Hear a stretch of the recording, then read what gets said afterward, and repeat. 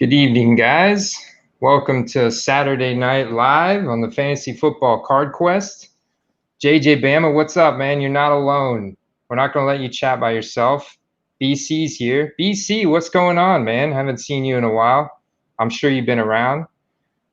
But I hope you guys are doing good tonight. So I want to tell you a little story about how I met the guest that is coming on the show tonight. So as you guys know, I have an Instagram and a Twitter account, and this goes all the way back to pretty much the beginning of football season, where I was posting, because I'm fully transparent. I was posting my sales that I was having on StarStock, all the success I was having at the beginning of football season.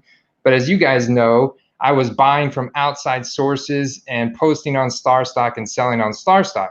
Well, I got a like from this account called StarStock Investor. And then I noticed he was posting on his account how he was buying and selling football cards on StarStock. And I'm like, holy crap, he's actually buying and selling on StarStock. Well, I've got to follow this guy because that's, the path of the future where I want to go. So started following him.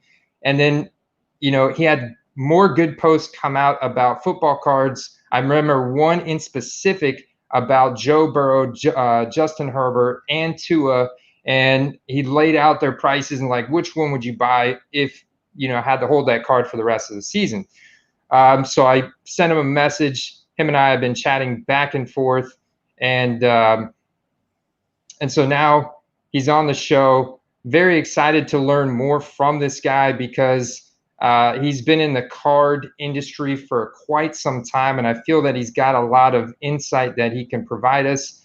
And very interested to hear his story. He's also got a new YouTube channel branching out from Instagram. So please help me welcome, guys, James Reyes to the Fantasy Football Card Quest studio. James, how you doing, man? Good, man. How you doing? I'm excellent. I'm just sipping on a little tea here in my Buccaneers mug as a proud Bucs fan heading into Week 9. There it is. That's awesome. Yeah, they've been rolling. They've been rolling lately. But we got Ziggy Knows Sports Cards Daily in the house. James, Ziggy Knows got the longest running daily sports card YouTube channel. Okay. Yeah. And he does a daily show, and it's very informational. And he'll give you like all the biggest YouTube channels that what content they're putting out. So Ziggy, if you do not have the sports card investment group on your sheet, make sure you add them on there. Yeah, I actually watched Ziggy for a lot. I've been watching Ziggy stuff videos for a long time now. I remember shooting one of Ziggy's videos to Scott Greenberg at StarStock. I said, "Hey, dude, like, have you seen this?" And he goes, "Oh yeah, we've seen Ziggy's videos. They're great." And I was like, "Man, you beat me to him." But I was like, oh, man, I want to say a couple months, maybe it was a while ago. But yeah, I'm excited to be here. I'm just excited. Anytime I can talk to other people about cards. I love cards. Love other collectors. I love different perspectives, and I'm just super, super excited for tonight and talking to other people about cards. Cool, man. Let me give a couple more people a shout out here. We had JJ Bama, we got BC, we got Daryl in the house, we got David Hunter in the house. David actually fueled a good portion of the PC you see here on my wall. Good guy right there. And JJ Bama actually sent me the only PSA 10 I have, James. It's a Roberto Aguayo. Oh, nice. Population 1 rookie contender optic autographed. It was really funny. He got me big time, man, because he put on the thing is a PSA 10 population 1 autographed Buccaneers rookie. I'm like, I'm freaking out, dude. I'm freaking out. And then I open it up and then I see it's a Roberto Aguayo. So it's still a beautiful card, but he was like what, a fourth rounder or second rounder? Or Yeah, we drafted him as a kicker in the second round because he never missed a single kick in college. Never missed a single kick at FSU. Yeah, I remember that. I think it was FSU, and it was Jameis Winston who recommended we draft him, and we picked him up, and it's just old crab legs. Yeah, as always, you don't draft a kicker in the second round. You put way too much pressure on the guy. Yeah. Yeah. So, I see you have like 1, 2, 3, 4, 5, 6 USPS like big ass boxes there behind you on the table. Yeah. So, you know, my buddies at StarStock over there, I got all these packages in yesterday. They're different cards that I bought, and yeah, I'm gonna do a video tomorrow on them, actually, and open them all up and go through them all, because honestly I forget what they are. But what I'm gonna do is do like a little thing where, you know, with a lot of these I'm gonna send them out to grade and do videos, you know, of opening them, and then what I'll do is do a video of, you know, sending them out, and then when I get them back, do a reveal. And because I know one of the biggest questions for people about StarStock is, hey, how good is the A? How good is the B? You know, and vice versa. So I thought I'd do that, and I grade a ton of stuff anyway. So I was like, let's put a video together and see if see if it helps anyone. Well, that's really interesting. So if StarStock had that little button where you could submit to PSA through them, that would have been like a total game changer. I'm sure that's going to be a game changer for you then. Oh yeah, the site. They're going to be adding that soon. So yeah, I'm excited about that. That's something that I was asking Scott about way back in the day. Like, I remember one of the first things I asked them, and you know, obviously with, you know, they just launched in April there, you know, there's some things that they, you know, wanted to focus on first, but that was something where I was always pushing, because how great would that be? Is you buy a card on StarStock and you have it, you know, you click it to send to grade, and you don't have to do anything like that. To me, you know, this is a side business for me. You know, obviously I love cards. I'm a collector, but I also, you know, like to make some money on it to be able to keep the thing, you know, keep the engine going, keep the car going. But how easy is that? Like, anything that I don't have to do, like touch, where I'm, you know, opening stuff and having to do a lot of work, where, you know, organizing all that, to me is awesome. PSA button. Hey, what's going on? Sharp Hobbies 15. So that's my that's one of my buddies. He actually works for StarStock. Oh, awesome. Yep. Nice. What's up, Sean? So you've been on Instagram for quite a while. When did you start your card channel on Instagram? What was it? A couple months ago, I officially started it. So I started officially, I think, or not. I'm saying a couple months ago. It was probably, I don't know, beginning of the year-ish. I've always had some like social media stuff where, like Facebook, I'm pretty big on Facebook, where I'm in a lot of card groups, always have been, you know, live. So, and then card shows. I'm a big card show guy all around the country. You know, that's, to me, that's like my vacations. Like, I plan stuff anytime we're going like on any kind of vacation, I'm planning around a card show. And to me, that's just a lot of fun, because you get to meet so many people in one spot, and you just talk cards, and you know, got to know people through there. And I've been doing this for probably around 20 years now. So yeah. Nice. Wow. A lot of fun. Do you do more buying or selling at the card shows? Honestly, I don't sell. I don't like to sell stuff in person, really. Like, I don't really sell anything directly to people. I always use some like a cosigner or StarStock now, because honestly, like, I always feel bad. Like, someone's like asked me a price or something, where, you know, I try and stay away from that, where, you know, I don't want to price something too high, and I don't want to price something, you know, where maybe they say something where I'm not comfortable with the price. You know, I'm all good, like all for negotiating, but I'd rather negotiate as a buyer than a seller, just because you know, it's more fun that way. Kind of keep it separate. Yeah, you're right. It's like, man, I really don't want to get rid of that. He put me on the spot. He's asking me, you take $100 for that kind of deal. Yeah. And whereas when you have a card listed on StarStock, you know, you have the flexibility of the piece to decide whether or not you're going to accept that offer. Mm-hmm. Right. I mean, yeah. And I kind of like it too, where, I can put stuff on there where, I can put a price on it. So cool. If someone wants to pay for that price, that's great. But then I can also go in where I'll usually go in like once every, 2 or 3 days and see all like my offers, and I'll go in and just go in and click them. I did have it set to have it go to my email, where I don't know if anyone else has this, where they like email you, oh, you got an offer. My email was blowing up with just email after email. I was like, I got to switch this up because I can't do any work because I'll be on StarStock all day. But yeah, no, it's a lot of fun. I love that aspect. So you have how many cards do you have on StarStock in your collection? I can check right now. Quite a bit. For me, that's a great question. So right now, at this very moment, 8,828. Oh, wow, man! What proportion of that is football? Let's take a look.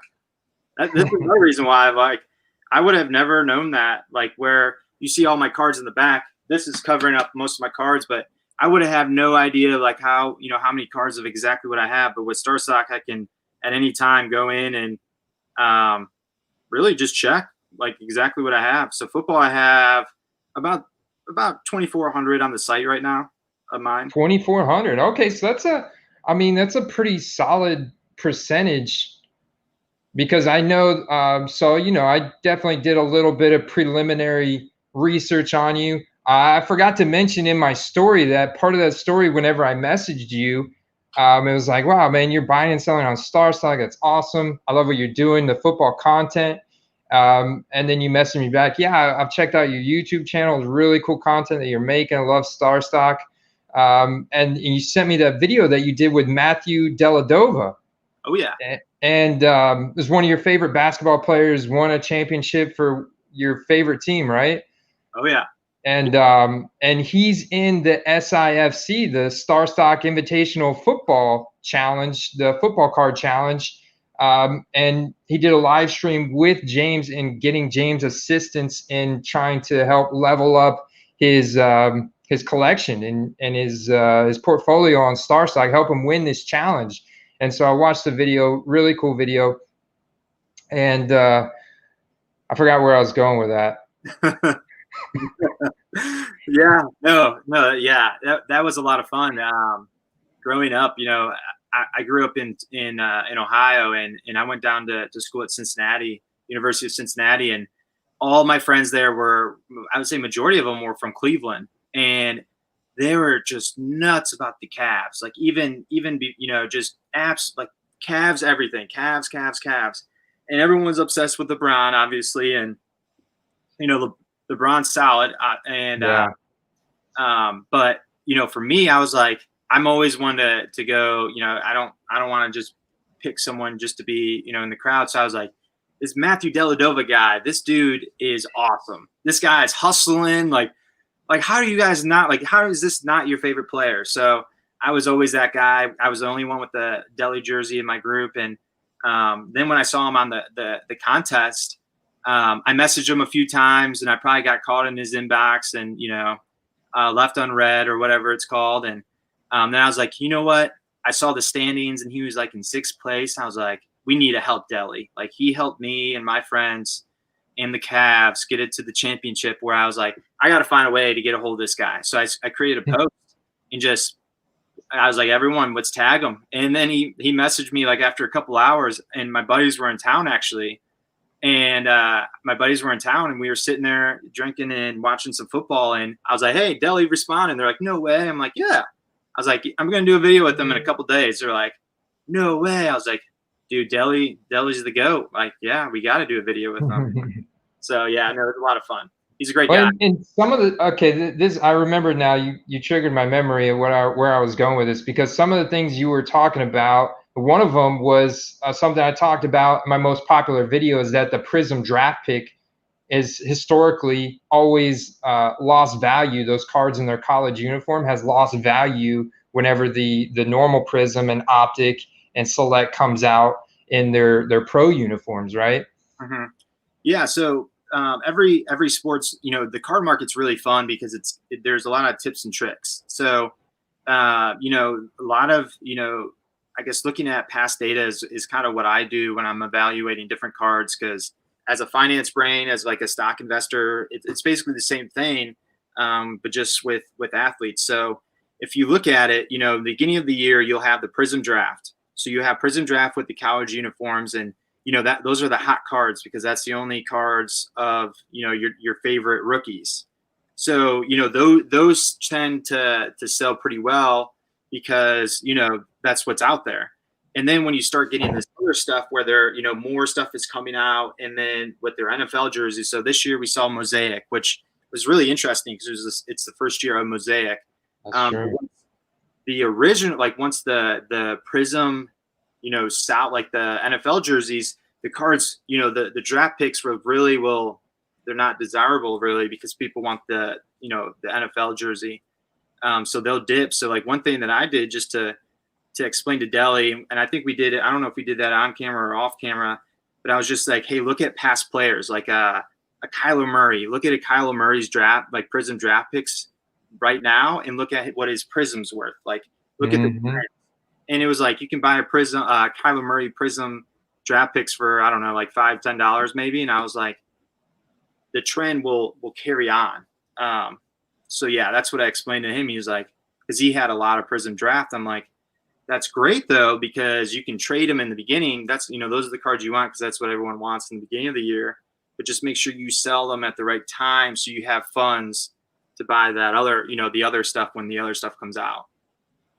So I asked this to everybody in my community here. I've asked almost every single one of these guys, but I want to ask you, do you think that the Mosaic is here to stay? Mm-hmm.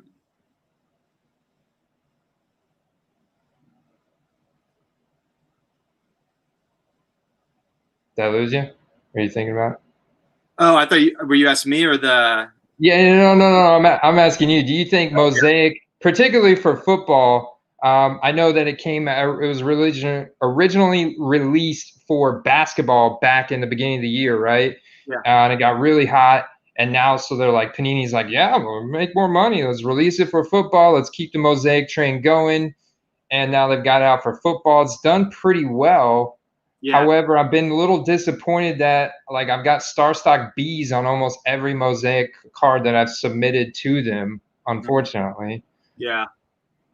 Sorry about that. Yeah, I thought I was waiting to see. I didn't want to sway anyone. And what I was about to say, I think Mosaic is great, but I think it's honestly the same kind of play as Prism draft picks, but it's in a different way. Where, and this is just my opinion because honestly, I'm excited to see how things will wrap up at the end of the year because this is the first year of Mosaic.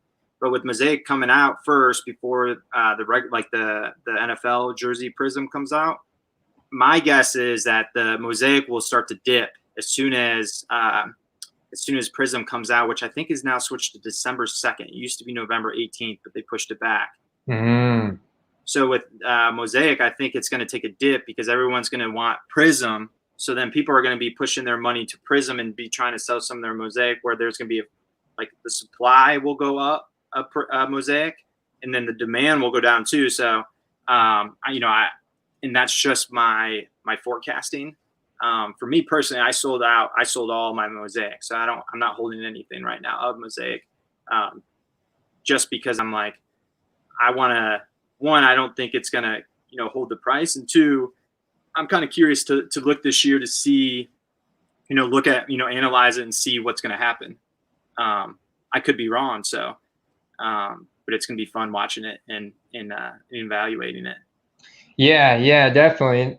That's a great point. Cause I mean, I know that basketball, right? Basketball is definitely the most popular sport for sports card investing because you have 5-on-5, no helmets. You can build that relationship, that connection with the players versus football, right? 11 man on the field. Sometimes they get 12, but they get a penalty. but they're wearing the helmets. And I like the cards that they do without their helmets. But I still see, like, even, I mean, at the beginning of the season, it was incredible, right? But now I've seen like a lot of diversion back to the traditional quarterback centric focus. And like, I look at guys like Allen Robinson or Tyler Lockett, and I know that Tyler Lockett's, kind of shadowed by DK Metcalf on the Seattle Seahawks, but Allen Robinson, clear alpha on his team. Looks like Chicago could definitely make a playoff run here. Their defense is still solid, but I don't have hardly much movement on his card on the StarStock marketplace. Even a Prism StarStock A rookie, I don't just don't get very many offers like I was at the beginning of the season.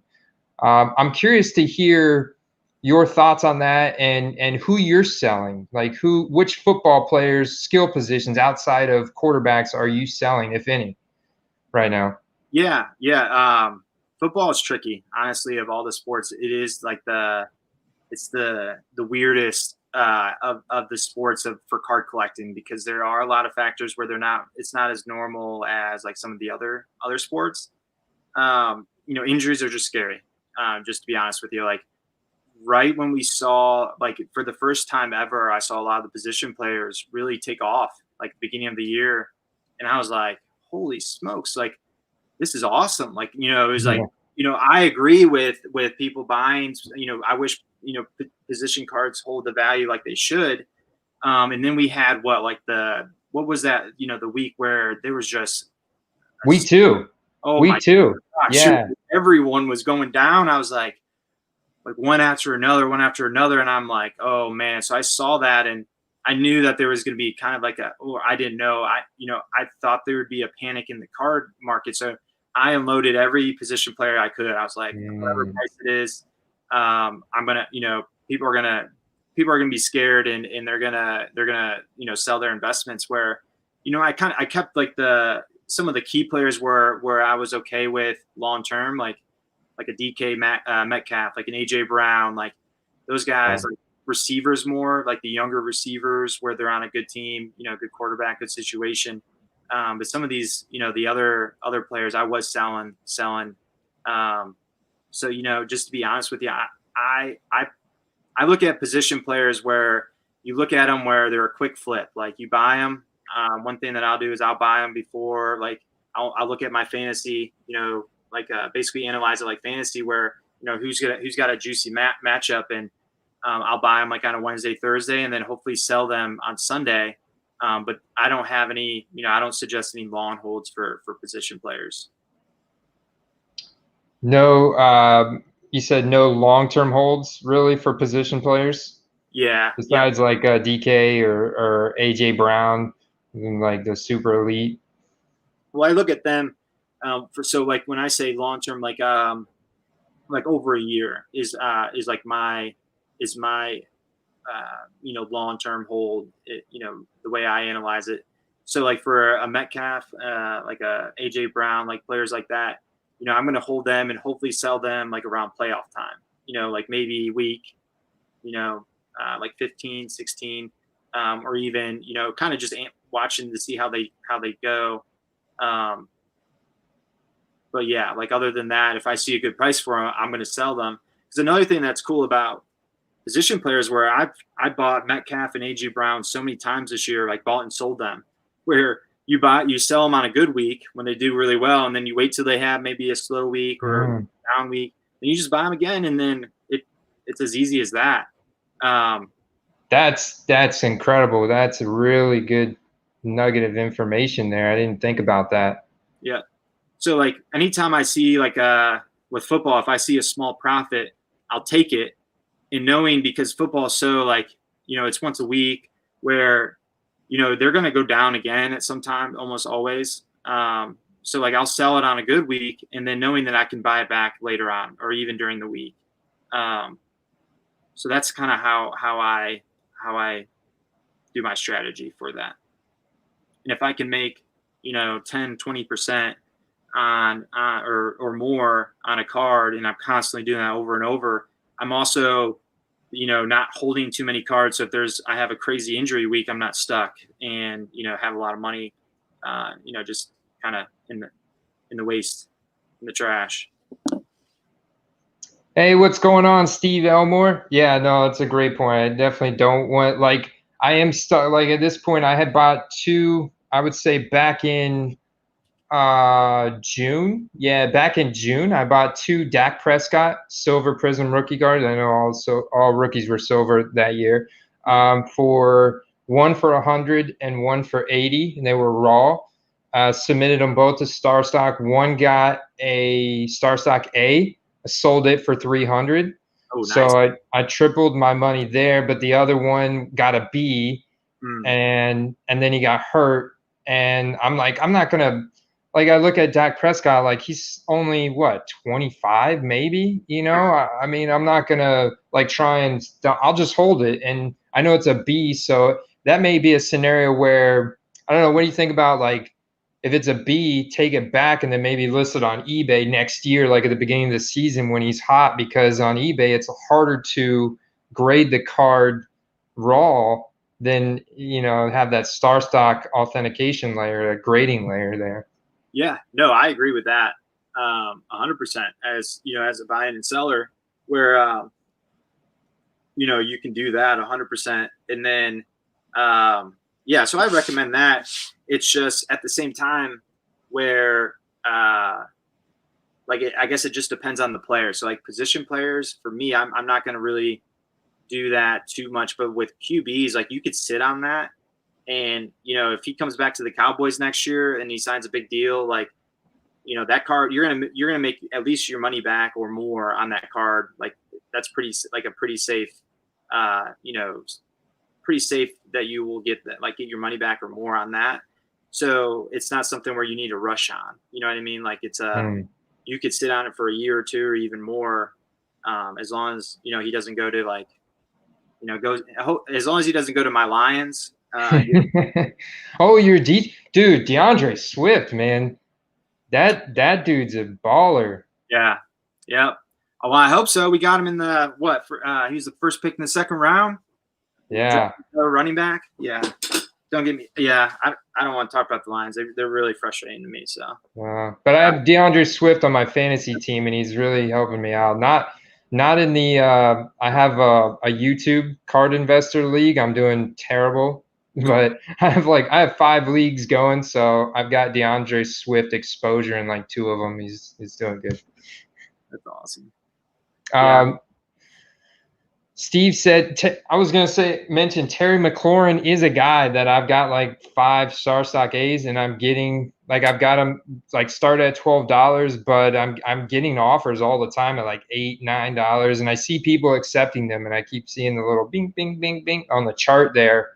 But I'm like, come on. He's such a stud. Like, there's such a target consolidation there. I know he's not a great quarterback, but they're all really going to him or Logan Thomas, maybe, the tight end. I mean, he's solid. So yeah, no, 100%. So like what I do there, like, so I guess this is a strategy that I do too, which is it's kind of confusing, but at the same time so let's say like a Terry, I can't say his last name, McLaurin, yeah, man. Sounds fast, right? Yeah, I always screw up different names, but like I call him Scary Terry. So like for Scary Terry, there you go. Like I personally would, I would buy his cards, would say for $9 or $10. So like for me, I'll put it in a bid, let's say like $9.50, but then I have a card for, let's say I list a card for 15. So like, let's say I have a card and I list it for 15, but then I'll put an offer out I'll buy it for 9.5 or 10. So then like if someone wants to sell me one, that's fine. Like, okay, cool, I got an extra one. But if I sell one at 15, I'm okay with that too. So it's kind of like I'm almost like a broker in the middle where I'm buying and selling at all times, like almost like someone like if you ever sell silver or something like that, where they're constantly buying and selling stuff. And that's what I do a lot with certain players where I know they're, good investments, where I don't care if I sell or buy them at the same time. Interesting. So like let's say Scary Terry has a bad game, and someone wants to sell me a bunch at a 9.5, 10. Next week he has a great game. Cool. I sold all the ones I had for 15. But let's say he had another bad game, like, oh crap. So I got some more for 9.5. And I'll even do it like layers too, like where I might have like 5 for 9.5, 5 for 8, 5 for 7. So then like hopefully people sell, at the same time. But then let's say he has a great game. I have them out where I can sell them too. So I'm making a profit on, like, I'm making a margin on that. But one thing with my strategy is you kind of you got to be careful with that, because you got to know, what you have out there, like what offers you have out there. So if like someone gets hurt, you got to adjust with that. Yeah. Oh, that's a great point. Really good point. And yeah, guys, someone gets hurt, like Dak Prescott. I mean, when he broke his freaking ankle and tried to put it back together, and he's done. And I heard that they're gonna start Garrett Gilbert tomorrow. And I looked at there's like one select hollow rookie. He's a rookie in 2014 or something. There's one select hollow prism on StarStock for $150. Really? I wonder if that's mine. Yeah, that's it. That's the only card. I'm gonna look it up. No, but it's like Dallas Cowboys are the most popular team in the NFL. They're America's team. Whether people love them or hate them, it's pretty much like that torn feeling with them. But they have the largest fan base. So you have a guy like that, even before he plays, his cards are going to go up just because he's getting the start in Dallas. Oh yeah, and he only needs to have a good game or two for serious impact in his card market too. So, what was Sharp Hobby's name? Sharp Hobby's 15 asks which QB. I think you said Sean. Yep. Right. Which QB is a good buy right now, in your opinion? Yeah. So, so for me, it's kind of tough because it's in the middle of the year. But for me, I was buying like Josh Allen a lot in the beginning of the year. I was, very high on him, but his card prices, kind of got kind of high, where I would have to check to see where his prism's at. But I think he is going to be, solid long term. So the way I look at quarterbacks, where I just buy like a select few of them, and I kind of put them in different tiers. So like for me, obviously the top tier is like Mahomes. Like if you want to put a lot of money into a card, I'm buying Mahomes. Oh, nice. And but for me, I guess not. I'm going to go long-winded with this, so I'll try not to. So I'll go Mahomes, Kyler. I'm going blank. Mahomes, Kyler, Josh Allen. I think Drew Lock's an interesting one, where I bought and sold a lot of him in the beginning of the year, but he has a tough schedule this year, and he's, things aren't going too well with him. But now that he's kind of cheap, that's an interesting one. I'm gonna be buying I'm curious to see like how Tua's prices are going to be when Prism comes out, and yeah, I think Jordan Love's an interesting one too. I'm kind of curious to see where his prism will be. Hopefully, he slides under the radar, and you can pick up some prism cheap of him. And I mean, hopefully Aaron Rodgers doesn't get hurt, but if he does, that's going to be a huge impact on Jordan Love's prices. Yeah, no, and Aaron Rodgers has definitely got some injury volatility there. He does run still quite a bit. He still runs quite a bit. I would say though, my favorite rookie personally to invest in is this guy right here, Joe Burrow. Just because I think his prices are still really fair, and some of these 2020 rookies, we don't have any metrics for them because they didn't participate in the combine because of COVID and because he was clearly going the number one draft pick. Yeah. But I really like what Joe. I mean, he's throwing the ball a lot. If we look at his metrics, like number one in attempts right now in the NFL, number 3 in red zone attempts. But if we look at his actual productivity, number 3 total passing yards, number 4 air yards, which is basically the route, like a targeted receiver combined with their routes run, the yards that they ran on the route.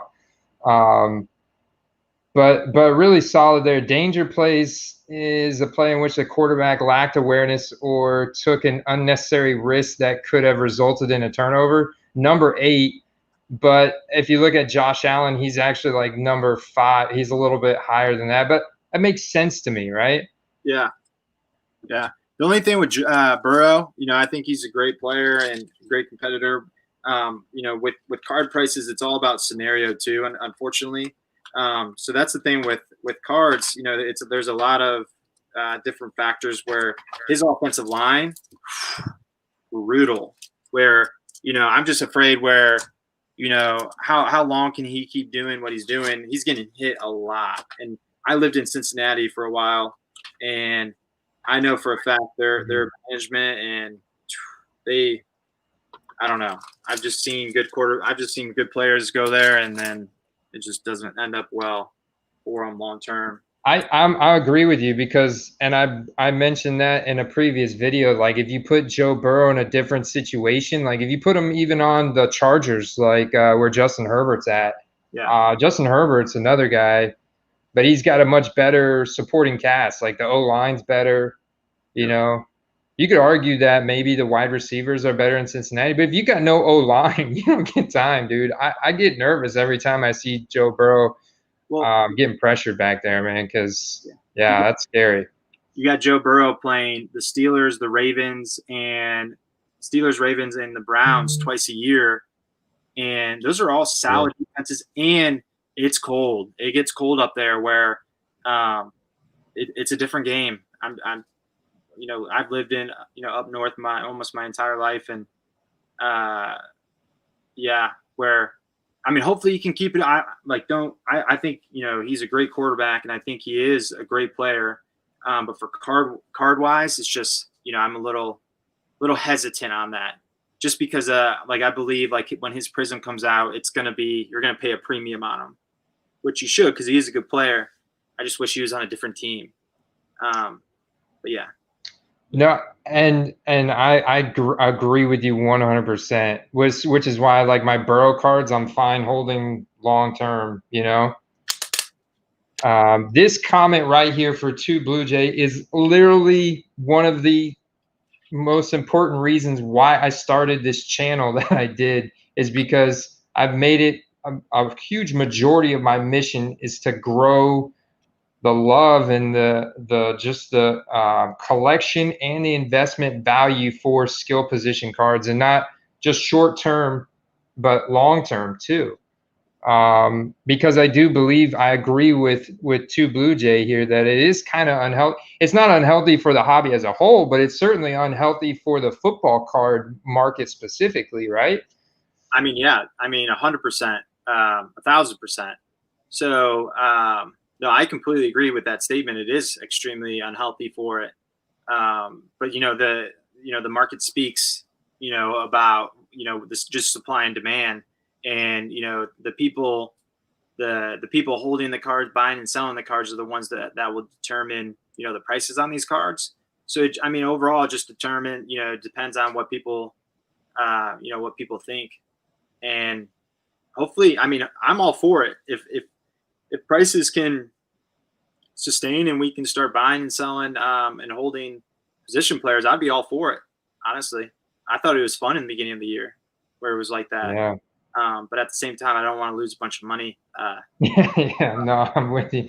I'm with you, but that's my mission. So I think how we can change that, because you've been in the card market a while, and you love the fact of being able to invest in skill, but like you said, you don't want to lose a bunch of money.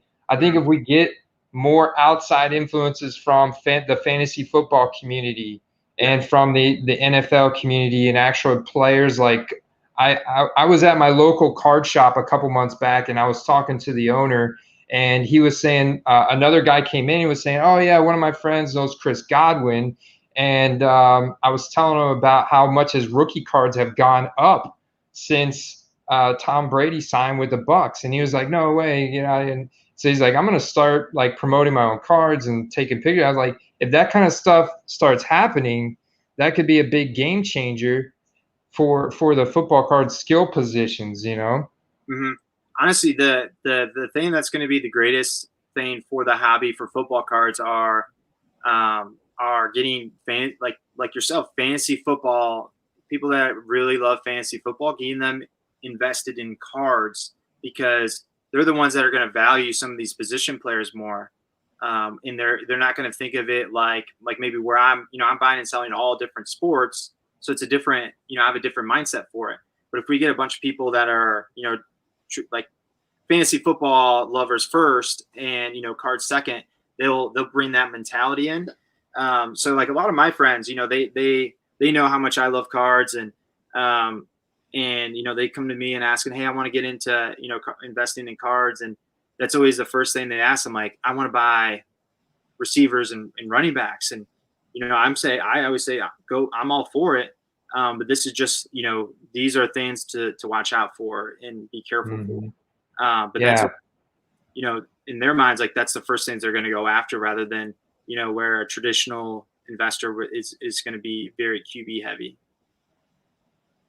Yeah, no doubt. And you definitely want to give them sound financial advice. So it's like, and I agree. That's why Ziggy always is, cautioning me as well. And I'm going to continue down this path because I think it's, I've got to pioneer this for the skill position. If it's ever going to grow, that's why, I've made it, pretty much my sole mission at this point, and moving forward is to grow the investment value and the appreciation and the collection value of the skill position football players. So it's fun, because I think the potential is there, like you're saying. Steve has got a holy crap, Steve, you got Russell Wilson rookie autos. Damn, that's awesome, man. Yeah. So one strategy that I do is, one, it also comes down to like if you're a fan of them, because another thing too, like if you're a collector and you just like to collect cards, like that's someone where, might have a little more value to it than what it's actually worth. So evaluating that for yourself as well.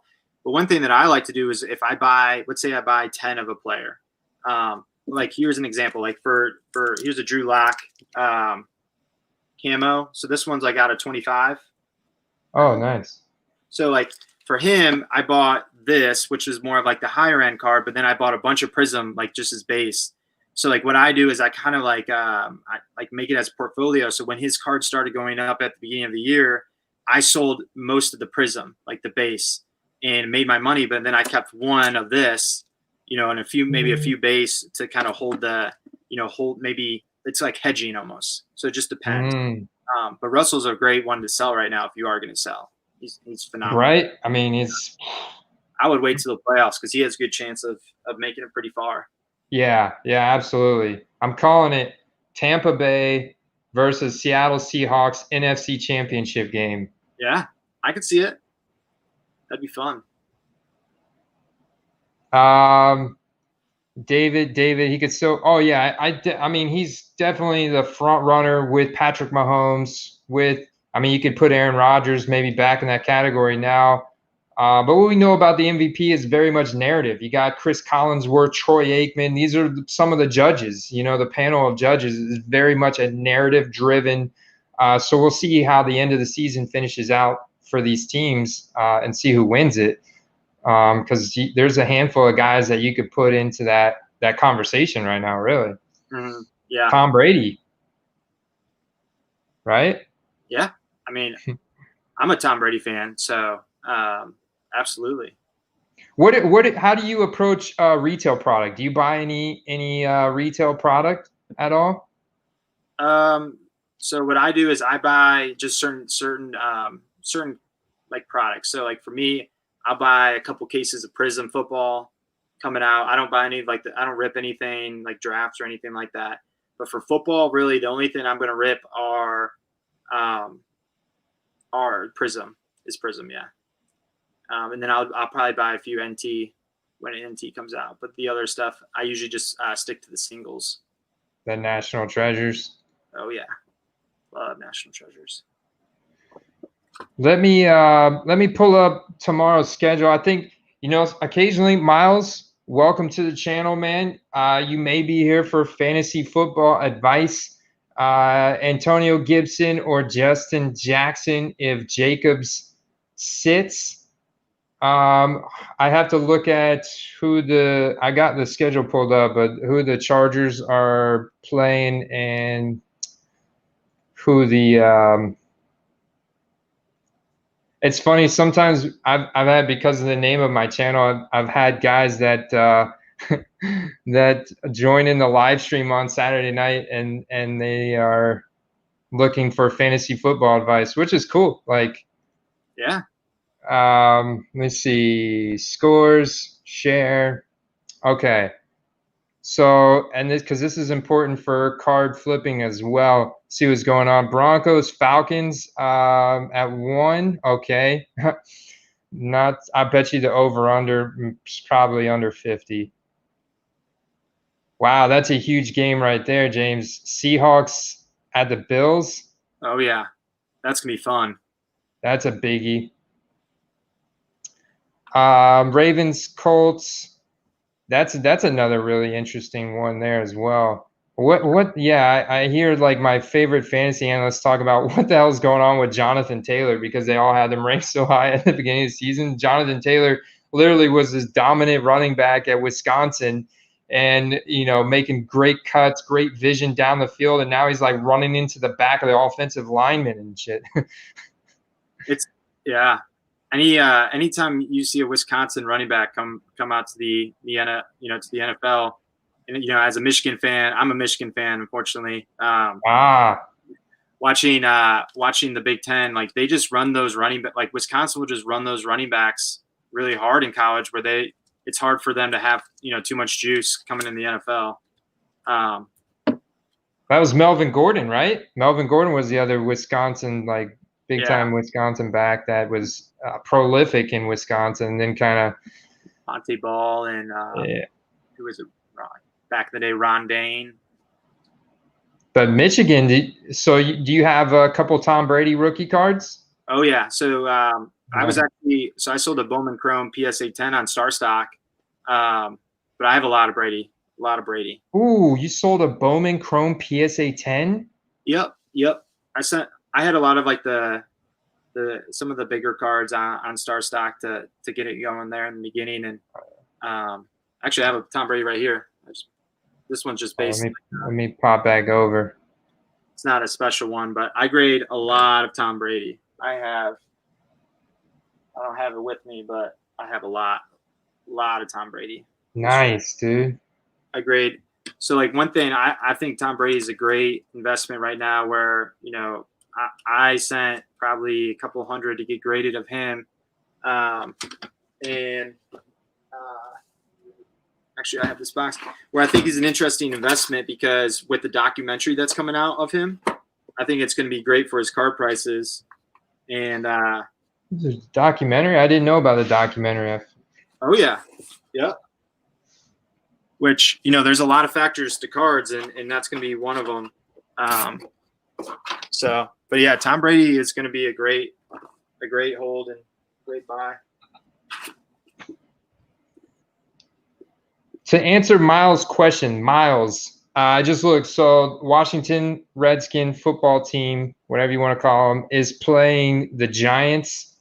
And I mean, yeah, Washington maybe doesn't have the greatest O-line, but Antonio Gibson gets a lot of the running work. He gets a lot of the handoffs. So I think you could definitely start Antonio Gibson there. Justin Jackson sharing a backfield with Joshua Kelly. So I kind of, depending on whether it's PPR, because Justin Jackson's more involved in the passing game, and looking at who the Chargers are playing, the Raiders, you can definitely see that game kind of turning into a shootout. So Justin Herbert, 303 passing yards per game this season, which is an NFL rookie record right now. So I like that call as well. Honestly, I think you go either way. Honestly, I'd start them both if you have a way to put one in the running back and one in the flex. Otherwise, I would look at the Vegas over-under and start whichever one has the highest over-under, which is probably going to be that Vegas Los Angeles Chargers game. I think Michael Thomas is going to be out again. I don't know if you've heard anything different about that, James. Who's going to be out? Michael Thomas. Yeah, I saw that. Yeah. Dang, I got to catch up on these comments. Yeah, I was just reading, there's some good ones in there. I was reading that on my phone. But yeah, like for Tom Brady, like one thing that I like to do is like I'll buy a lot of stuff like this. Like he was just like his basic prism. Sorry, I'm like it's basically just like 100 of these. But what I'll do is I'll buy them and evaluate them, and I'll get them graded, and I'm stocking up as much as I can on stuff like that for. Nice. They're going to make a playoff run, hopefully. And then, too, with that documentary that's coming out, I forget who's doing it. I want to say, is it ESPN? They're doing like a full-on documentary. So, Tom Brady's a great buy. I mean, long-term, too. Like, even if you hold them until I bought this one right here from an old lady that I met off Facebook Marketplace. And, the one thing I was looking up the value of this one recently, and I saw that some people like have scammed this card. Mm-hmm. And it's like I found like a novelty reprint of this card on eBay for like 20 or 30 bucks. I'm like, what the hell? Yeah, you gotta be careful with those. They'll make a lot of fake of mostly the older ones like that. But she got this from a guy that had a card shop. He just got too old to run it, so he sent her all his cards and he basically put a sticker on here in the front, and she sold it for whatever. It had 45, so she sold this to me for $45. It's in really clean, really crisp shape. I was actually thinking about sending this one in to get graded. Yeah. Do you? I know you said you're in Tampa. There's a grading service that I use. I think he's in Clearwater. KK Sports Cards. I just did a video with him, but I highly recommend him. He evaluates all my cards too. So like saves me a lot of money doing that. Yo, what's up? Michael Ham, fishing and sports card hobbyist. Purchase something. This dude, another guy, Michael Ham's been in the hobby for a long time. Been on the channel before. Definitely a wealth of knowledge. He purchased some Tom Brady rookie cards before the season started. That's awesome. That's because he's a smart guy like you, James.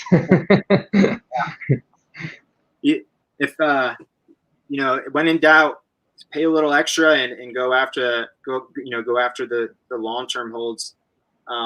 Pay a little extra for the quality for sure. So here, okay. Sharp Hobbies. I'm going back up. I think I missed. Okay, so let me. What's up, Hey, what's going on, Luke? What's up? Forgot all about this. No, it's all good, man. That's why we create the pages so you get the notification on your phone. Welcome to the party. I'd keep them Steve Elmer unless you need the money. Steve, Luke says, compare the stats of Kyler and Lamar last year. Well, so one thing that I wanted to ask some people, because I know this group, a lot of people like StarStock in this group, right? Yeah. So my question is, I want to know like what other people are thinking and like what they like about it, what they don't, because I'm kind of curious on that. Because without being able to go to card shows and really being able to talk to people at card shows, give people's advice and stuff like that, I'm curious on what other people are thinking as well. Well, here's a great point. What's up, CL Jones? This is a great point. This is a question I forgot to ask, and I apologize to JJ Bama if you're still on here, dude. But JJ Bama had a comment. It's kind of related to this, but his comment was around traffic. He said, "Hey Scott, FarmersOnly.com has more females than StarStock has traffic. What's the plans for driving traffic?" And I think StarStock has a lot of traffic, but it's what cards do you have? Like, Do you have, like I said, like if you have Allen Robinson or Tyler Lockett or some of these skill positions that aren't brand new rookies like the 2020 guys, and we haven't seen what they can produce, and they go out and have these boom games, their prices take off, you get a lot of offers, you sales. These guys that are 25, 26, 27 in the skill position, not seeing a whole lot of movement on them, even when they have a good game. Yeah. Well, yeah. No, I agree with that too. It's right now though, like just to be like, if I don't know if anyone invests in or buys like basketball cards. Basketball cards were insane during the bubble. Like I also buy basketball. Like I couldn't keep anything. Like I would be selling them and I'd be trying to buy back in cards and I just couldn't. Like no one was selling me cards and I would have them pretty close, in the range of like what the asking price was.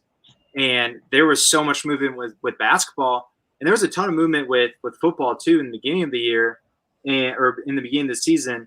And it does, like you made a great point where it just depends on what cards you're buying and what cards you're selling. Like you got to have more of the popular cards, but at the same time, right now is a weird time for cards where there's a lot of stuff going on outside of the card market with the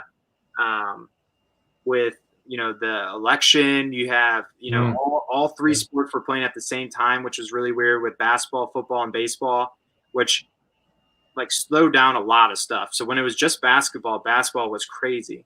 So I think it's kind of slow everywhere. Like right now is a great time to buy. Like that's my opinion. Is that right now is a dip where I don't really recommend selling unless you have to. Just because of it being kind of a weird time. But I think when Prism comes out for football, and that's usually what a lot of people hold on, like wait for. I think we'll see a lot of traction with that. You think it'll increase traction across the board? Just because like people will be wanting to free up cash to buy other stuff. Free up cash, maybe sell some of their other cards to buy Prism. So like my biggest, you got to also be competitive if you're selling cards. Like you got to know the market. Like if you really want to sell a card, you might have to, you might have to price it to be, make it like an attractive price. Yeah. And you're right, man. The other comment, I think Antonio Brown could see a good jump this week, especially if he factors into the game. He's going to factor into the game tomorrow night. I don't know if Chris Godwin's going to be active. And I don't know if you noticed what they did last week with Evans, is they started moving Evans into the slot and running him from the slot to the outside, and it's just way more lethal that way. And you can put Antonio Brown anywhere on the field, and now they're mixing moving Mike Evans around. Oh, man, watch out. Watch out. They have so many. It's so funny because Tom Brady for the last X amount of years had no weapons. Not no weapons, but like not as many weapons as he has now. So like for him, he's probably absolutely loving it. Ziggy has, if you're looking in the comments, Ziggy. I love these. I love the Ziggy. I love the comment. I want the ability to give cards to new collectors, spin off a gift account. I love that because I'm the same way, man. That's interesting. I'm going to write that one down. I like that a lot. I like them to add it. Well, read the comment one more time, James. He said he wants the ability to like give cards to a new collector. So have like a spin-off gift account on StarStock. So like he could donate cards to maybe like a new collector. I like that a lot. That's cool. That's really cool. Yeah. Because when I go to like card shows, I try and keep like, maybe a couple, a few dollar cards. And if I see, a certain kid or, I say, hey, who do you collect? Like, who's your favorite team? And then if I don't have them on me, I'll say, hey, DM me. And then, I'll send you some free. Yeah, I was thinking about how I could do a giveaway. Like if I want to do a giveaway to one of my guys here on StarStock, I mean, how would I do that? Would I list it for $1 and say, hey, go get it, go bid it real quick, like that would be cool. If you could have like a transfer button, like I want to gift like you're saying, that would be a really cool feature. The only thing with that, though, it kind of defeats the purpose of, like, if people did that, they could, let's say, okay, I want to give you this card, but let's say you pay me $5 cash, and then I transfer it to you, and then it kind of takes away like the fees for StarStock. That's the only hesitation I would see. But I like the aspect of like having to go to, like, you just have like a Generi, like a one account where it's like a gift account where then they distribute the cards out to like maybe a new collector or like a foundation or something like that. Shout out to Les Alex. He's an awesome content creator, James. Okay. Does a lot of basketball, but primarily baseball content, football, baseball, and basketball content. I think he's even got like some sneaker content and some video game content on his channel. Really cool dude. I'll actually be live on his channel later at the end of this week coming up. Him and I are going to collaborate, do some content together. So looking forward to that. It's awesome. I'm a big baseball guy. Love baseball. So. Yeah. Who's your team? San Diego, right? Nope. Tigers. Tigers. Okay. Yep. Not even close. I don't know why I said San Diego. Actually, no, when I looked up I think it was your LinkedIn, you used to work for the Cincinnati Reds or something like that, right? The Reds, the Diamondbacks, and the Tigers. So nice. Fun. It was fun. That's really cool. So another feature, James, that guys have asked me about in the past and I've talked about with my buddy Brad is the offer feature. Like when you place an offer, there's no expiration date, right? No, yeah, it's live for as long as you want, as long as you have the money in your account. As long as you have the money in your account, or as long as it's not accepted, right? It just sits in the system. Whereas my buddy Brad's like, ComC, the debate we had against ComC versus StarStock is ComC has a 3-day, the offer expires regardless. Yeah. And his thing is like, what if I put in an offer Saturday night on Joe Burrow rookie card, and then Sunday he gets hurt, but my offer was like for $50, and then he gets hurt and his card prices go down to $25, and someone takes my $50 offer, when he gets hurt, he would like he's a little leery about the fact that they don't have an expiration on the offer button. Yeah. My biggest thing is just kind of just monitor it, like where I'm always going in, where let's say I put some bids in, and then I'll go in right before the games, and then if there's prices where if I didn't people didn't sell me the cards, like I'll just delete them. So like, oh wow, okay. Have to what I do is kind of just clean it up, but I like the aspect though, because it creates more movement, like, and then like if you're a seller and a buyer, like it just keeps that constant movement. And just don't, my biggest thing is like, just, be careful on how many offers you're putting out. I know we talked. We'll hide that. I'm gonna keep his comment there. Yeah. So it looks like that may be in the works. That's awesome. Yeah. I like that. Ziggy, I know you brought that up when Scott was on here, like for Christmas coming up. And honestly, I didn't even I was thinking about that. I was like, dude, that's a great gift, because so many people I know want to get into cards, and what a great way you give them like a $25 gift card, and then it's like something interactive too. You're like, okay, let's get you an account. Let's and then we can talk cards, and it's more than just like a normal gift, like better than a pair of socks. So yeah, better than a pair of socks. Although I have seen one of my coworkers sent me a picture of a pair of socks that he had custom ordered that had his face on them. Like he got it for his brother as a gag gift. It was pretty funny. That is cool. Yeah. So give me a bold prediction. Do you have any bold predictions for the year? for the NFL, the rest of the NFL season? Yeah, that's tough. Like what category? Related to cards. Like, give me a bold prediction of like whose card do you think will go up the most from this point to the end of the year, Okay. based on kind of the current standings and everything? Yeah. I like Josh Allen a lot still. I think there's a lot of room to grow for him. Ryan Tannehill has been one that I've been saying for a while now, just because of how cheap he is. I'm pretty sure his stuff, if I remember right, like I was buying some of his Tops and Tops Chrome stuff for like $5-10. I don't know what they're at now. I mean, he's on a solid team where they might go pretty far. Where if we're talking percent wise, I think that's solid. I mean, you look at the Tennessee Titans; they should definitely win their division, so that's a definite playoff run. I mean, with this being 2020, kind of, yeah, it's a new age of card investing, right? Because we had the influx of traffic ever since COVID, and myself included.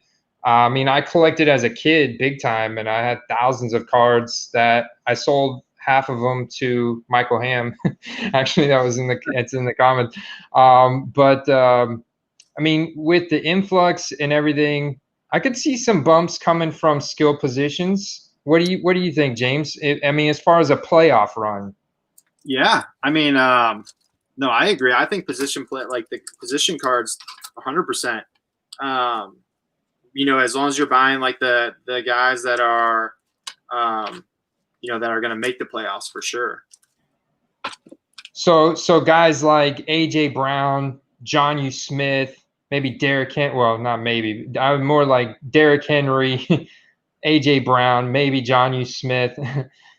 That more that way around, right? Yeah, for sure. Yeah, like DK Metcalf, he's getting a ton of publicity. Where I think his cards will continue to rise, his Prism cards, and I think when Prism comes out, these rookies that we have this year, you're going to see. I'm interested to see where those prices are going to be. But I think there's going to be a lot of room to grow on those. If there was a bold prediction, if we're talking cards, I think, your Jordan Love and your Jacob Eason for the Colts, I think they're interesting buys because of, what you're going to have. You're not going to have to pay too much for them. Where, if they do get into that starting role, like you're going to see an increase in their prices before they even snap the ball. Like as soon as they get the call, for their first start, you're going to see an increase in price. It's just how long you have to hold them is the question. So like a lot of times, like I'll do that. Like I'll make investments like that where maybe I buy 20 of Jacob Eason and 20 of Jordan Love, and I sell 10 right when they get the call that they're going to start, and maybe make my money back on, like make some profit on it that will pay for the other 10. So then it's kind of like hedging your bet. So then the other 10 that I have, I can keep and kind of analyze and see what's going to go on with that. Jalen Hurts, I think that's an interesting one for sure too. Yeah, it's an interesting one, right? I mean, super athletic rookie, and I feel like I have it listed at 7, but that if he gets the starting role in Philadelphia because Carson Wentz gets hurt, that's really the only way. Carson's not been playing terrible. He's got no weapons. I mean, Travis Fulgham, I guess you could say, and Jalen Reagor's been in and out with injury issues already as a rookie. And Travis Fulgham's probably been the most solid weapon besides Miles Sanders that he's had in that offense this season. So like one thing that I do, like in my mindset. So like, let's say I'm looking at this Jalen Hurts. Let's say this card's mine, and okay, I list it for 7, and I have an offer for 420. Like my in my mind, if like, hey, should I take it or not? Is there another card that I would rather have for $4.20? So probably. So like that's the way I analyze it. Like, okay, yeah, maybe it might be a little bit undervalued for that card, but is there a better buy for for $4.20 that I could have instead of having that card. So it's like completely taking, it's like a whole different, approach in your mind and looking at more as just data and analyzing and just looking at it as numbers.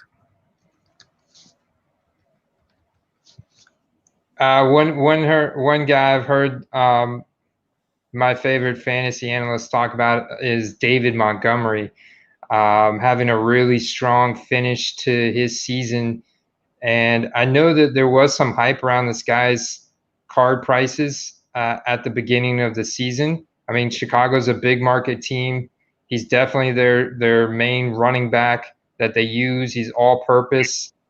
You look at the chart; it's gone from 10 to 4, and then I pop over to, let me stop and then share the schedule, because if you look at the schedule for the Bears for the rest of the year, so they're already, like, their standings, they're probably going to make the playoffs, right? I mean, they're like a wild card. I mean, because your Lions are struggling, and I saw Matt Stafford got activated from the COVID list, by the way. That's good.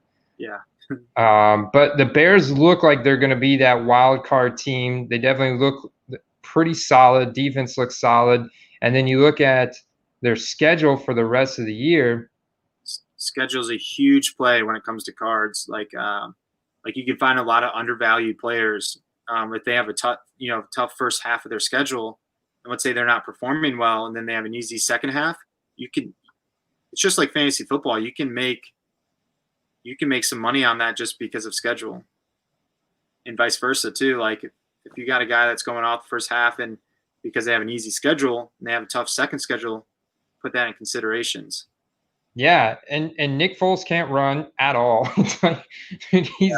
He's the slowest player in the NFL by far. Watching him take those sacks, it was just like it's like watching Kyler Murray run if Kyler Murray was just like walking, because he takes a lot of steps. Like Foles takes a bunch of steps for a big guy, but he doesn't go anywhere. Yeah, it's pretty funny. But they're at the Titans, which that's probably going to turn into a shootout affair. You could see Montgomery involved a ton there. Titans defense can be had on the ground. We've seen it already this year. The Vikings, their defense is pretty terrible, really terrible. The Packers, you can definitely run on them. Look at what Tampa ran on them. Look at what San Francisco, McKinnon had no problem running against the Packers the other night, and they were down in that game, The Lions, I mean, I hate to say it, but your defense obviously it's trash. And then the Texans, I mean, you got J.J. Watt, that's it, but he's always pass rushing. Yeah. So their defense is not good at all. And then the Vikings again, and then the Jaguars again, or not again, but then the Jaguars. So you look at the schedule for the Bears for the rest of the season is like cush. And if you scroll up, look at who he's played so far. Honestly, I think he's had a solid. Like if you watch the games, like he has a quarterback that struggles throwing downfield, and then they don't have like a lot of weapons where he runs the ball hard. Like he runs the ball, but a lot of times there's nowhere to run, and he'll still get 2 yards, 3 yards. Where, I mean, if he gets in a situation where maybe it's some easier matchups and there's somewhere where he can run, he can take off. And for such a cheap investment, I'm glad you brought that up, because now I'm going to go look into that a little bit more, and I think that's an interesting buy.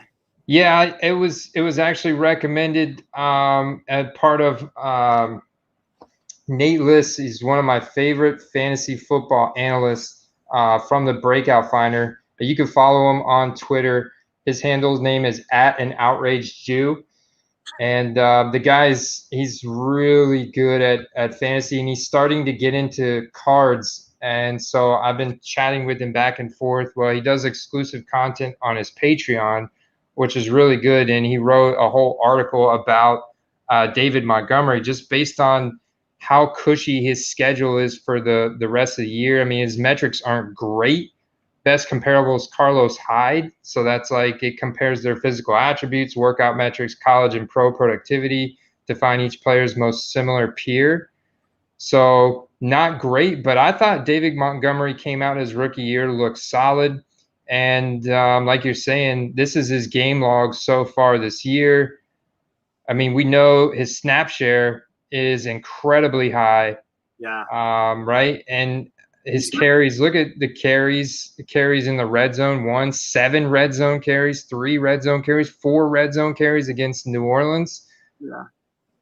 He runs a lot of routes too, all purpose, targeted in the red zone as well in each of the last 3 games. 8 targets against Tampa, none in the red zone, but that game was just all kinds of squirrely. I feel like Thursday night games are end up getting really weird. Yeah, they always are. Those are great points. Honestly, I think he's I own him in my dynasty league. I'm in like 7 fantasy football leagues, and I own him probably in 3 or 4. Just because last year I thought he was going to be a lot better last year because I watched him a lot in college, if I remember right. And if I remember right, he had like the most yards after the first time someone tries to hit him. Like, I forget what it's called. I'm going blank on the name. Oh yeah, yards created is what it's called on Player Profiler. Is basically after the initial contact at the line of scrimmage, how many yards they create after that. Yep, yards after contact. His was the highest of all the running backs, if I remember right, in the draft last year. And he's a hard runner. I mean, I think he's solid. And what are his prices right now? Like $4. His StarStock A Prism rookie card. I bought mine at 3 299 299, and now they're at 4. Yeah, I mean, even if he has a couple good games and finishes the year strong, and he goes to $8 to $10, you're more than doubling your money. Yeah, because there's not a crazy amount in here, and he's like even at this 5, like I would feel comfortable buying him at this 5. I wanted to talk about him, is why I didn't buy all the ones up in case some of you guys wanted to buy some of these as well, because I think this is a really good price point for his cards, and we could see some really big boom games from him. Yeah, that's a good pick. And what was that site that you were using? I'm definitely going to use that. Oh yeah, so this is it's a paid service, like for the full service, but you can look at here. Let me I'll share it again. So I've used this service for the last several years in my own fantasy leagues, and the fantasy leagues that I use playerprofiler.com, and I use their draft kit to the T. Those are my best teams in this league, in any of my leagues. Those are my best teams. Is incredible platform because they have their rankings, their draft kit, their lineup genius. I love using this, dude. In week 2, if you were to use their lineup genius in week 2 of DraftKings, you would have won. You would have been in top 10 of the Millie Maker tournament, and you would have won $7,000. Jeez. Yeah, you would have split it with everybody else who used it as well. But I do this every weekend because it's only a matter of time before this hits again. And I just put it in like $3 tournaments, and they give you. He was doing 10, and now he's doing 20 different lineups. And I kind of like looking at this because he gives you the exposure, right? So Justin Herbert's only got a 10% ownership rate tomorrow, so not a lot of people are on him. And I kind of like, okay, if not a lot of people are on Herbert in fantasy, then not a lot of people are on Herbert in card investing. Mm-hmm. And he may be, because I think he's got a really good deep ball. He's got a really good spin on his ball, solid, player. I kind of look at that kind of stuff when I'm setting my lineups each week through here. Yeah, and he can run a little. I remember the game, his first game, he was running all over. But check this out, James. So you have this whole data analysis section, which this is paid, but I paid $85, and it's for the entire season. I get all the features of this entire thing for the entire season. So like data analysis is awesome because I can go to QB and I could literally select any of their core metrics. Like if I want to know who's got the biggest hands in the NFL, what I normally like to do is What was that? What they had for lunch. Yeah. What are they? Are they on the Tom Brady diet? Yeah. But I like to look at their age, and then I like to look at like their college quarterback rating. You could look at their breakout age or breakout year or college yards per attempt. Their breakout age is when they start accounting for at least 20% of their total offensive production in college. Same thing with breakout year. But then you can go to their opportunity, like, so who's throwing the ball the most attempts per game, total attempts or attempts per game? Who's throwing the ball deep the most? Who's got the best supporting and cast efficiency? So I pulled all these metrics up, and these are like I share these metrics with. I'm able to download this, and I share it in a Google sheet with the guys that I don't charge anything for it, but the guys that are signed up through my website for my email newsletter. That's And yeah, it's really interesting metrics to look at each player, like deep ball completion percentage, red zone completion percentage. So you can see whose completion percentage is the best under pressure, and then total QBR. Then we could go down here, 2020, get results, and then you could sort attempts per game, 2020. Dak Prescott still had the most, even though he's hurt. But I'll look at red zone. So Chad Henne. So some of these are anomalies you have to take out because these guys played very little, and if they didn't make an an incomplete pass. Kyler Murray's got the best red zone completion percentage right now. But if you look at his deep ball completion, it's only 33%. And then if you filter by deep ball, that's interesting. Yeah, if you filter by deep ball, Cam Newton 60%, Kyle Allen 59%, Deshaun Watson, Phillip Rivers. And what qualifies a deep ball? Do you know, like, is it like 30 yards or more? Or? Yeah, I think it's no, that's a good question. I have to go. That's a good question. Hold on, I could probably tell you real quick. I think it's like 15 or 20 yards. Yeah. Is the threshold. That's interesting. This site's great. Yeah. There's a lot of things that I look for in this site that I have to like do my own research on, like certain categories that I like to analyze. Another thing, like, I know this isn't really cards, but like more of just fantasy football. Like I look at like the ages of certain position players where they peak. So like receivers, if I remember right, it's like 27 years old. Running backs, like they peak like their third, fourth year and then start to decline. And then quarterbacks, it's, random. But like I look at those things too when I'm looking at investing in cards where maybe like it's a peak, like a, are they going to hit their peak? And kind of using like that data as well to analyze and what I should do for different investments, 40 yards or more for deep. Yeah. So see, Will Fuller was a guy that I was selling a lot of at the beginning of the season. I've still got a bunch of his optics, but I haven't really got offers on him. I had a couple on there too. I think I had a purple on there maybe, but you know what it is? He cut his dreads off, man. I think that was the secret for Will Fuller. He cut his dreads off and poof, he's a new person, man. No injuries this year, playing great every game. That was the biggest thing for him, was just staying healthy. I mean, every time he was on the field, he was great. He just wasn't on the field much. Oh, I see some Jameis Winston comments here. Yeah, I mean, Breeze looks way more washed up than Brady does. Brady looks sharp. I think the best thing that could ever happen for Brady was losing that game one, and all the critics were saying he's done this and that. That lit him on fire. Yeah, he's the ultimate competitor in my mind. So yeah, anytime people doubt him, I feel like it just fuels his fire. I think that's what it is, man. You look at the Patriots. I mean, Bill Belichick doesn't exactly scream to me like, fired up, shaking people. He's like really laid back, really calm. You know, maybe he's not like that on the practice field or behind in the locker room with the players, but you sure as hell see Tom Brady when stuff doesn't go right. I mean, he is fired up in their face, getting them pumped up, you know. Oh yeah, he's definitely he's fun to watch.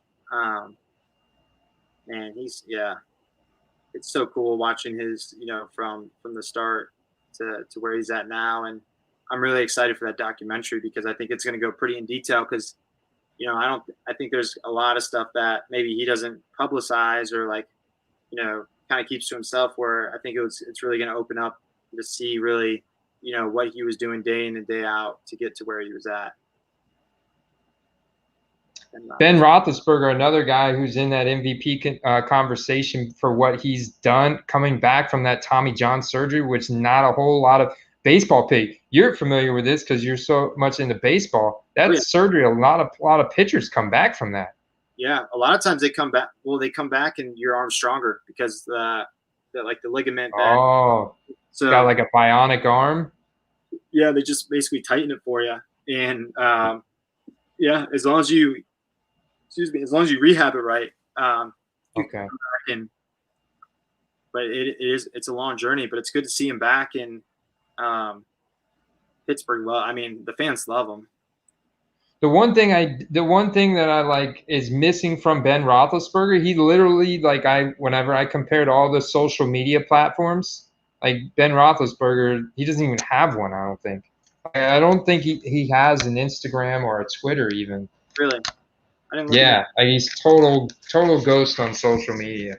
Yeah, he's from a little town, Findlay, which is like 20 minutes where I grew up. So I remember watching him in college and high school and all that stuff.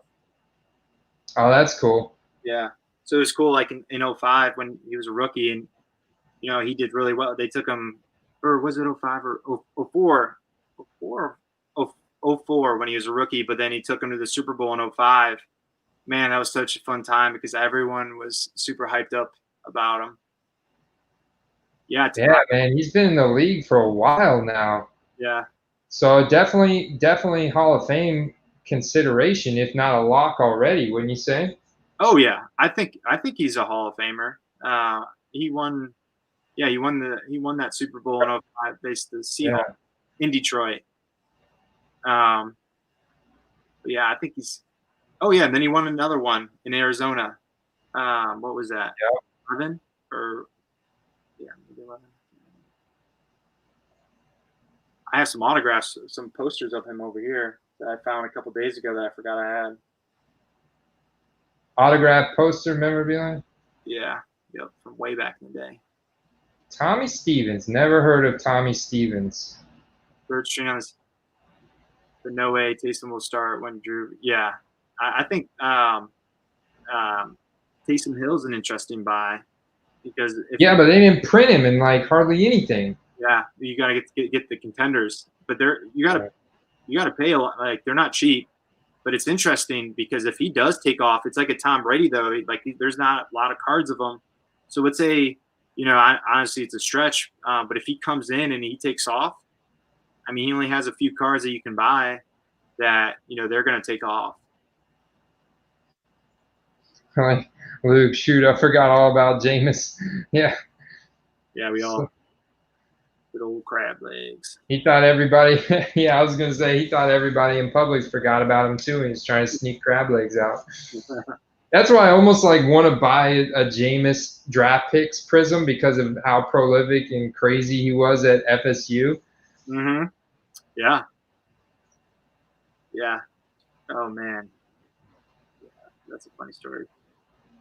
What did he say? Alvin Kamara. I don't know. I haven't looked at Kamara's prices lately, but yeah, I mean, Drew Brees doesn't really push the ball down the field much anymore, hardly at all. And it's like Kamara light show all day because he's so good at throwing those screen passes and dump offs in the flat. I mean, Kamara just lights up every week with those. Kamara's good. Yeah, I think that's a strong buy if you get his prism, his 17 prism. Will Fuller optics. Yeah, I got some Will Fuller optics.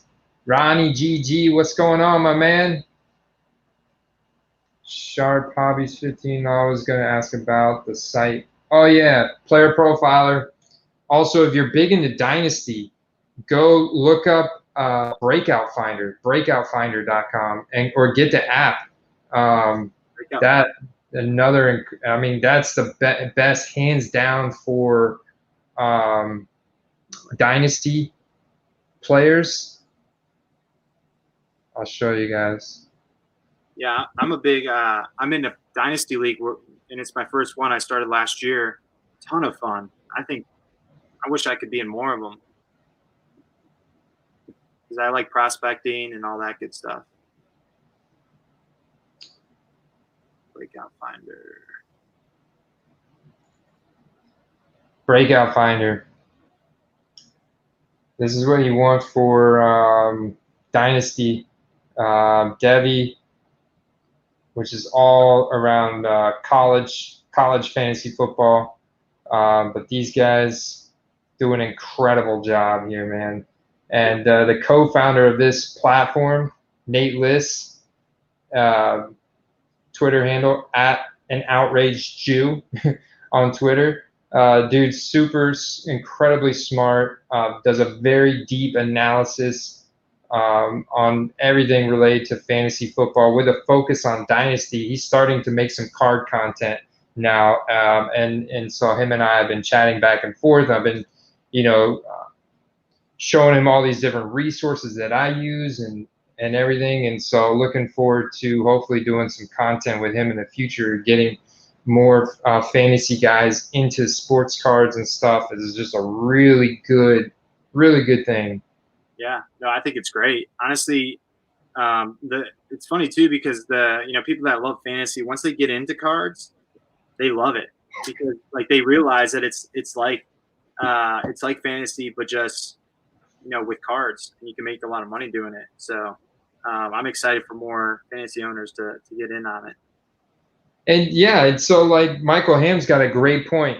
No, it's not, because I didn't use the friggin' draft kit in our league, Michael Ham. I winged it, and I was talking. We had like 4 people on a live stream while we're doing a draft. I did a live stream draft. This is the first time I ever did it. So I'm like watching comments. I'm talking to people, and I did terrible. And then I got like half of my players were injured by week 2. I think I drafted I drafted Michael Thomas. I think I drafted Chris Godwin. I don't know. Like half my players got hurt. My fantasy league is terrible, but my card investing and flipping is doing well. So, It's a win. It's at least, it's a win somewhere for sure. Defensive players, yeah, man. I really hope that defensive players will catch on. Well, I think if someone made this comment to me before, but I think if more people had defensive positions on their fantasy team, that would certainly help. Yeah. Like the IDP. Yeah. I personally like investing in Myles Garrett, 17 Prisms. They're super cheap, and that dude's a monster. I've not heard this about Winston maybe going to the Patriots.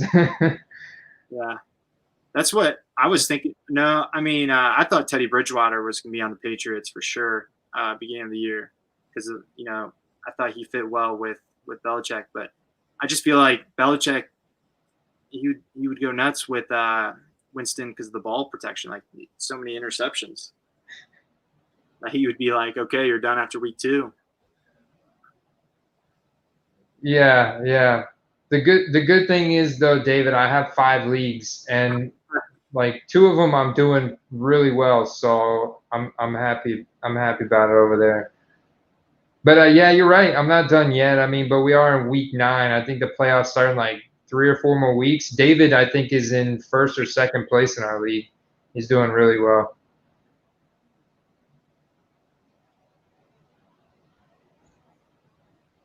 Make a possible. I don't know, man. I'm like only got like 3 wins. I think I'm like 3. And in our league, we do it through sleepers. So each week you have a head-to-head matchup, but you also play against the league median.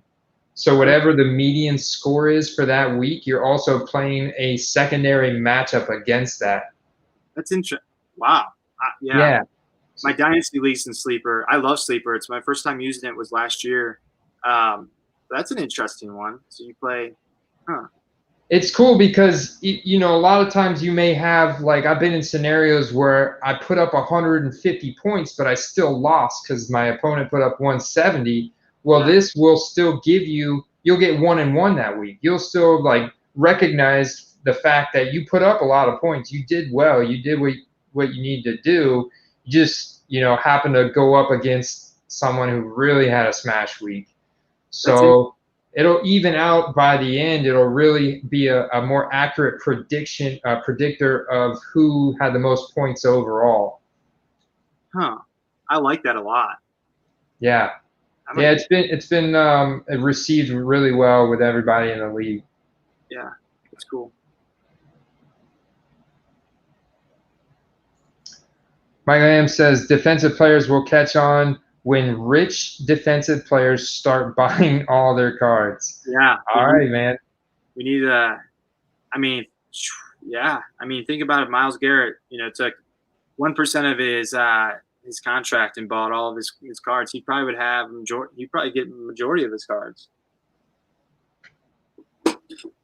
And he doesn't sign autographs or sign cards too. So his other stuff is really cheap, or his stuff is really limited. Our National Treasures, do they have any sticker autos, or are those all on-card autos? I think it just depends. I can't remember off the top of my head. I'm pretty sure so they do two. They do a collegiate and then they do an NFL one, like the NFL jersey one. Pretty sure the NFL jersey ones it's on card, but I think it's dependent on the different players. So like certain players will do on card, some people will do sticker. So I want to wrap it up. We've been going for an hour and a half, and I want to wrap it up here. Is there anything else that you want to talk about tonight, James? No. This was fun. Honestly, this was a lot of fun. I was trying to keep up with the comments on the side too. That's the challenging part, man, is to have a conversation with you and I, but also keep up with the comments on the right. So that's why sometimes I'm like, where is I going with that? I get distracted, but this will make you a really good multitasker. Yeah, no, because I was reading a lot of them. I'm like, but there were so many good comments where I just wanted to talk on every one of them. And I was like, man, like, I don't know. It's a cool setup. So, yeah, it was a lot of fun. I'm glad everyone that was here, like, it's fun how interactive it is with the, the people that are on, and makes it for some fun dialogue. Because that's the biggest thing I like is the different dialogue from other people, hearing what other people are thinking, to get different ideas. Thanks, Eric, man. I appreciate it. Yeah, thank you. And we'll answer one more question from Luke here. I think he's talking about Nook. That's DeAndre Hopkins, right? Yeah. Yeah. Should I send in a Prism DeAndre Hopkins to PSA or sell raw? It depends on if you think it's gonna 10. I think he's gonna be good for another. I think like if you had to wait and get it back, I think that you could sell it for, the prices aren't going to go down next year. I think he's in a good situation. Just depends on if it's going to sell or if it's going to grade out to be a 10 or not, in my opinion. Yeah, that's a great point. Honestly, I haven't sent any cards to be graded yet. I'm still a rookie.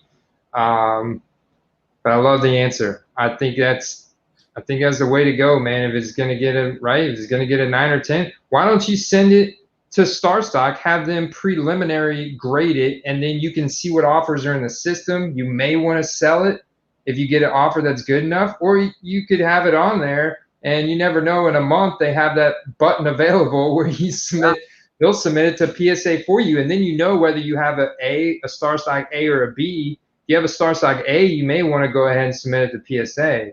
Yeah, great point. And if you don't have a StarStock account, you should definitely create one, and it's a promo. I think they have a promo going for it for a free $5 if you haven't signed up for StarStock.